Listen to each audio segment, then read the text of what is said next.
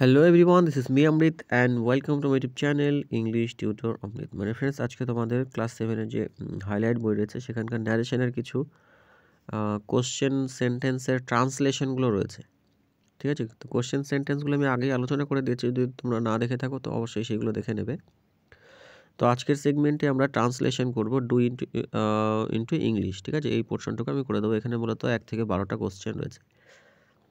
তো চলো আজকে ভিডিওটা শুরু করা যাক। কিন্তু ভিডিওটা শুরু করার আগে তোমরা যারা চ্যানেলটাকে এখনও সাবস্ক্রাইব করোনি তারা চ্যানেলটাকে অবশ্যই সাবস্ক্রাইব করে নেবে এবং পাশাপাশি বেল আইকনটা অবশ্যই প্রেস করে পরবর্তী নোটিফিকেশন পাওয়ার জন্য। ঠিক আছে, তো দেখো 1 নম্বরটা কি বলছে, মা জিজ্ঞাসা করলেন আমি আজ কেমন আছি। ঠিক আছে, তো এটা কিন্তু ইনডাইরেক্ট স্পিচে রয়েছে, কারণ আমরা জানি যে ডিরেক্ট স্পিচের যেটা কন্ডিশন থাকে সেটা হলো কমা থাকে এবং রিপোর্টিং স্পিচটা কিন্তু ইনভার্টেড কমার মধ্যে থাকে।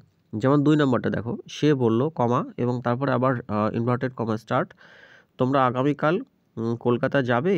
এটা কিন্তু কোশ্চেন মার্ক দিয়ে এবং ডবল ইনভার্টেড কমা দিয়ে ক্লোজ করা রয়েছে, অর্থাৎ এটা ডিরেক্ট সেন্টেন্স। ঠিক আছে, আর ন্যারেশন চেঞ্জ কী করে করতে হয় সেটা যদি তোমরা জানতে চাও তো এর উপরও আমি ভিডিও করে রেখেছি, তোমরা প্লেলিস্টে গিয়ে সেখান থেকে দেখে নিতে পারো। ঠিক আছে, তো আজকে মূলত আমি ট্রান্সলেশনটাই করবো। ঠিক আছে, এই ভিডিওর মাধ্যমে অত ডিটেলসে যাচ্ছি না, কীভাবে কেন কী হলো, জাস্ট তোমরা আনসারগুলো পাবে। তো দেখো এখানে কী বলছে, মা জিজ্ঞাসা করলেন আমি আজ কেমন আছি। তাহলে সেই ক্ষেত্রে কী হবে, mother asked how I was. Okay, তো নেক্সট দেখো কি বলছে, 2 নম্বরটা বলছে সে বলল তোমরা আগামীকাল কলকাতা যাবে। এটা কিন্তু কোশ্চেন মার্কে রয়েছে, তো সেক্ষেত্রে কী হবে, he asked will you go to Kolkata tomorrow.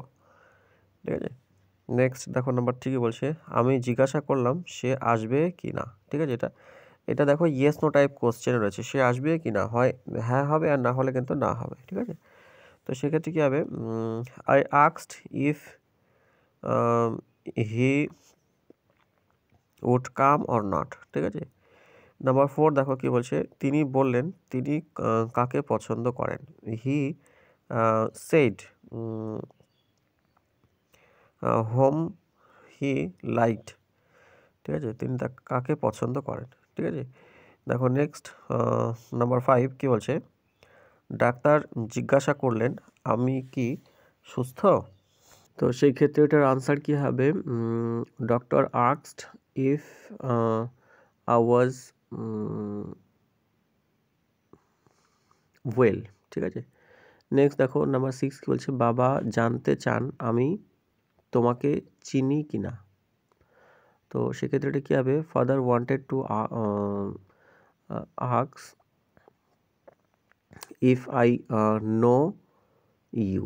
ঠিক আছে, এবং নেক্সট দেখো নাম্বার 7 কি বলছে, মেয়েটি বলল ছেলেটি কোথায় থাকে। তো সেক্ষেত্রে হবে এটা ডিরেক্ট স্পিচে রয়েছে, the girl asked where was the boy. ঠিক আছে, বা where did the boy stay. ঠিক আছে, বা where did the boy live. ঠিক আছে, তো এইভাবে আমরা করতে পারি। নেক্সট দেখো নাম্বার 8 কি বলছে, আমি বললাম কেন আমি আসি নাই। আসিনি হবে, নাই লিখেছে, যাই হোক। তো সেক্ষেত্রে কী হবে, আমি বললাম কেন আমি আসি নাই। তো সেক্ষেত্রে হবে কি, I said why I did not come. ঠিক আছে, why I did not come. Next দেখো নাম্বার 9 কি বলছে, মা জিজ্ঞাসা করলেন আমি জানি কি না। তো সেক্ষেত্রে কী হবে, mother asked if I no.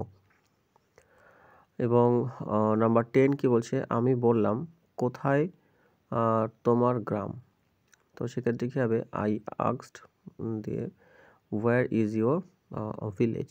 ঠিক আছে, এবং নেক্সট দেখো নাম্বার 11 কি বলছে, রাম বলল রহিম কেন আসে নাই। তো সেক্ষেত্রে এটা হবে কি, দেখো রাম টোল্ড হোয়াই রাহিম